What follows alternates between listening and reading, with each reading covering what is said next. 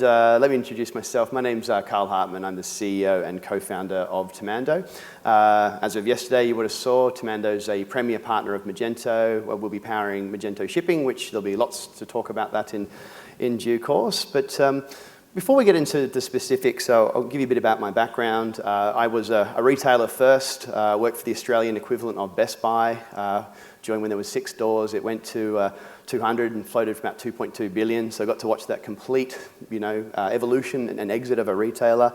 Then had worked in commercialization and largely worked with retailers as they went through online. And I've had the great privilege of working with many of the world's largest retailers all around the world and watching the evolution of commerce. And particularly as it goes with shipping, I've watched .com one. If we all remember the first early entrants as they went online, it was all about value. It was go online, get it cheaper, free shipping, free this, free that, cheap this, and it was very value driven. The second sort of wave that we're in now, it's all about personalized. It's about experience. And there's been this absolute revolution. It's been driven by folks like Amazon. It's been driven by some of the leaders of the categories in every single vertical out there. And what we're going to do today is talk about this evolution of commerce, what it means for retailers. We'll touch on some interesting research we've done, and hopefully that'll give you some nice actions and takeaways. So this concept of this revolution, I don't know if you're familiar with this quote. If not, go onto YouTube, give it a bit of a Google, and it's an interesting, interesting video to watch. It talks about change. It's not something that happens, immediately. It's something that happens gradually, and change is made by everyone in this room, everyone in this conference. It is something that just happens organically. If change doesn't happen because some big corporate Wall Street fat cat says we're going to make change today. By the way, I just lost the thing again. Yeah, you had it, whatever you did. Yeah, perfect. It's something that just happens quite organically. So this is where this concept started. We've seen other people use it. Greenpeace in the 70s saying, this change. I mean, think about something like climate change. It's something that's just happening. So again, that's this concept of change does apply to so many things. And our take on it is this: the shipping revolution will not be organized. As I mentioned just before, we've gone from this value-driven, value proposition all the way to an experience-driven value proposition. And this change is really up to everyone for them to do. But to think about this in context, let's think about commerce. So let's go back in time. If we go back, 100 years ago, the average consumer had a one-to-one relationship with all their different merchants. They knew their butcher by name. The butcher knows what cuts of meat they like. They go to their baker. The baker knows what types of bread they like. It was personalized. It was one-to-one. And, it was, I guess the root of commerce. When we think about what happened next, sort of post-World War II, we had consumerism explode. The middle class, particularly, here in the US, it drove this massive wave of consumerism. And, we went from sort of being this one-to-one personalized, shopping experience to this, mass market, like buy.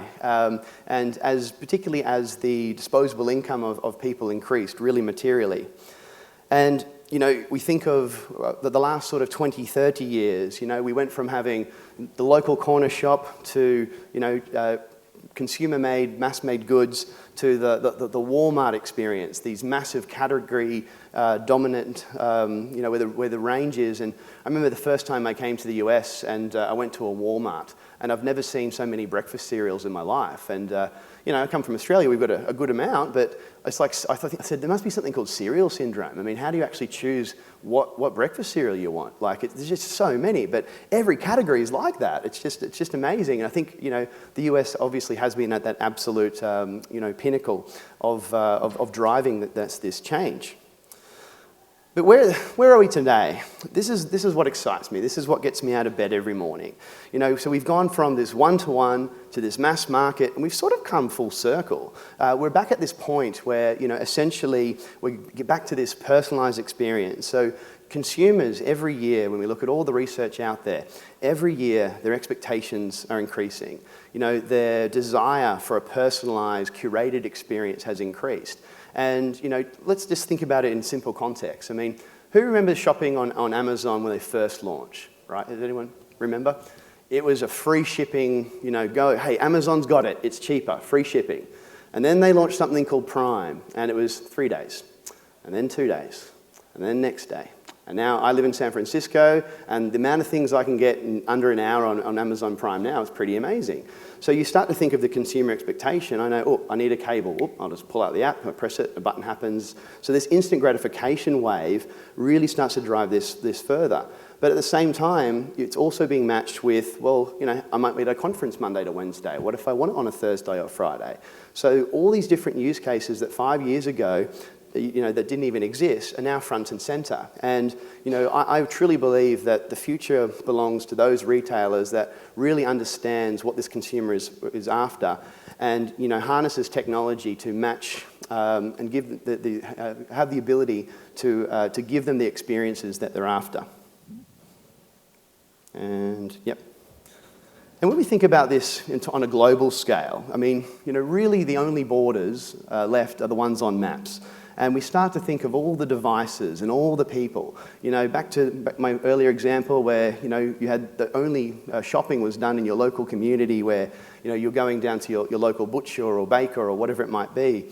Now a sale can come from anywhere. We've got, we're into this billions generation. There's devices everywhere. Everyone is hyper-connected, be it the smartphone, the laptop, the iPad. For them, there is one channel, and and they don't differentiate with what device they're using. And what this is creating is just so many opportunities, for retailers to really go out there and harness, a massive sales opportunity. And what really starts to make this quite exciting is, by this year, sales are projected to almost get to $2 trillion. I mean, that's a lot of GMV, that's a lot of shipments, that's a lot of orders, and that's a lot of opportunity. Naturally, that's a global number, so obviously the US is a big contributor to that, but certainly just don't limit your thinking to that, because a customer can be absolutely anywhere. It could be 1 mile down the road, it could be on the other end of the earth. So as we think about the sheer size, 2 billion consumers worldwide to have smartphones by 2016. So you think of mobile commerce, you think of the importance of payments now. If you have a friction-full, if that's such a word, process in payments on a mobile device, I mean, you can absolutely kiss the chance to make that sale, it's just gone. Because payments and shipping are the two things that really do impact that conversion flow so much. 7.5 billion people, that's a lot of humans. And you think just what the population was 50 years ago. I mean, this has been an explosion. And particularly where the opportunity starts to come as these middle classes start to really grow, just like it happened in America in the late 40s and 50s and 60s. This wave of change is now happening in places like Asia. You look at the middle class in somewhere like in India or China. I mean, you've potentially got a middle class more than the whole population of America. I mean, it's just phenomenal numbers that are starting to come out. So this is really starting to create, opportunities. And if we think about it in further context, even travel. I mean, travel 50 years ago used to be something for the rich and privileged. Now we've got 3.6 billion passengers. I mean, that's a lot of travel. So people are becoming globally connected at the same time as well. So I'm saying today, there's going to be billions of most things, so just understand that the opportunity is large, and it's really up to those retailers to really harness the opportunity. So let's talk about how we get that. Who remembers this screen? Yep. This is, I think, where we had a large player in the world, have a crack at mass market, and I remember getting it, thinking it was the best thing on earth, and you see this lovely screen of bliss. And I think 20 minutes later, I got the blue screen of death. And it's been so interesting to, I've used computers since I had a Commodore 64, had to program stuff on that. I still remember DOS commands from my childhood. I've seen this evolution. And then every year, I mean, think of, every version of Windows, every version of the latest Apple, just how the user experience and that whole digital journey has evolved. It's just been such an amazing thing to watch. But really, let's bring it to the crux of retail. What we are now, we're at a point of the fragmentation of experience. Like I mentioned before, 100 years ago, someone came in, they went to a store, that's all that happened. Then what started to happen, there was travel. So people got cars. So they started to, their catchment got bigger. Then we had, digital payments, so you didn't have to pay for checks. So next thing you know, there's cards. Now what's happened is there's a multitude of ways for a consumer to shop, be that online, offline, but it's all fragmented now. So what really has to happen is it needs technology to bring it and harness it together. So really what's happened is commerce has become decentralized. So it's not this one-to-one approach anymore. It's a many-to-many. So really it's about, how do we make these meaningful connections from a consumer experience? How do we match their expectations with reality? And what sort of things are they after? And one of the things we've been doing recently is some research. It's something we're going to be doing every year moving forward, where we're really looking at 3 core things: what consumers want, what retailers are offering, and perhaps most importantly, what consumers are willing to pay for. Because consumers can want absolutely everything, and if they're not willing to pay for something, well, we'd all like Ferraris, but they just don't fall from the sky, right? So at the end of the day, there's some practical realities.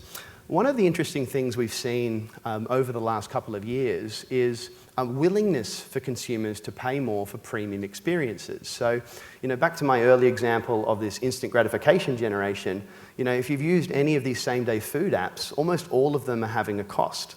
So, just like this first wave of e-commerce was, oh, don't worry, shipping's free. Guess what? There's no such thing as free shipping. It costs someone something.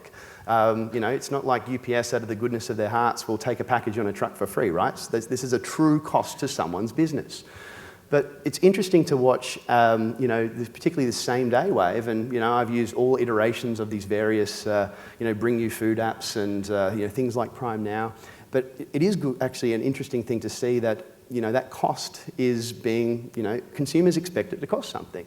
So when we start to see, same day, well, almost half of consumers are willing to pay for that premium experience, this is a good thing because they understand that to get the experiences they want, this is something that costs money.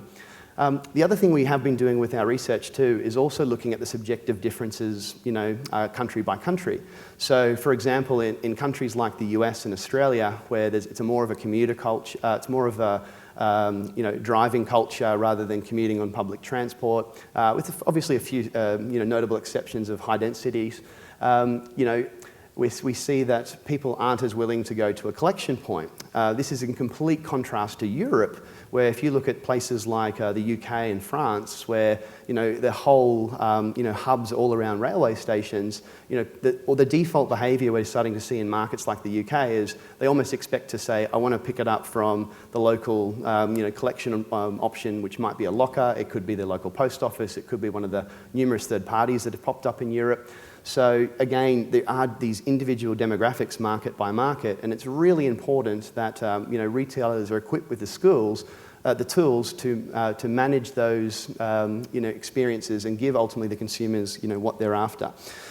So this is a trend where we're seeing, and it's been fascinating to watch this growth. I remember 5 years ago talking about delivery options. I mean, the whole reason I built Tamando was I was trying to predict firstly the cost on what it cost to deliver TVs, and then every second person that came to the store was like, actually, can you do it on Saturday, and can it be installed? And it's actually quite hard to match that in real time. So this matching of this has to happen in milliseconds. This is the moment of truth, and if you give the consumers what you want, abandonment is still 50%. So shipping is still one of the primary drivers of abandonment, and with 50% of abandonment being shipping related, and it's coming down to 2 things: either the expectations aren't being met around cost, or more importantly now, they're not getting the experiences they're after. So this is an actionable thing. By giving your consumers what you want, you can have an immediate impact on more revenue, which is obviously the aim of the game. The other thing which has been another trend that's happened here is, aside from the delivery experience, what are the expectations? And, if I gave this speech 5 years ago and said how important is tracking, yeah, it was a nice to have. Like, tracking as an example, this is essential. It comes down to trust. I mean, the questions that are going through people's heads at that time of checkout, at that moment of truth, what people are after is, what's it going to cost? When am I going to get it? And how do I know I'm going to get it? What is that, what is that, how do I have that transparency and that visibility? So a lot of these things all seem to wrap around to that desire for a transparent process. And I think what's really highlighted, this growth of expectation has really been also because of this instant gratification. We know if we want to get a lift, we pull out our phone, we use Lyft or Uber, we watch the person come to us. It's such a transparent process. So the status quo has every year climbed a little bit, and now the bar's here. So these are the basics that have to be done now for retailers to be successful. So how do we do it? It's all about technology, and it's all about really understanding your customer. I would say, if all you had was one store and an isolated bunch of consumers once upon a time, it's a fairly straightforward process. If you've got to think about, how to get your orders to Canada cheaply, if you have to think about, how to do click and collect, do you start to bring in some of these new same-day options like Deliv or Uber Rush?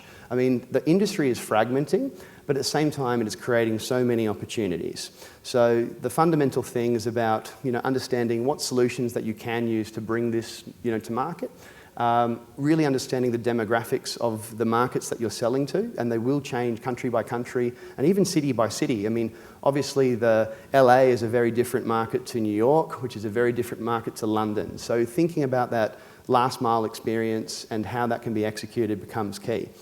So, I think that the challenge I give out to everyone is, we are in the middle of this revolution. It's happened gradually, but this desire, this moment of truth is here and now. And, the future really belongs to those retailers that, understands this and goes out and makes that change themselves. And that's it. And I even finished with time for questions. So.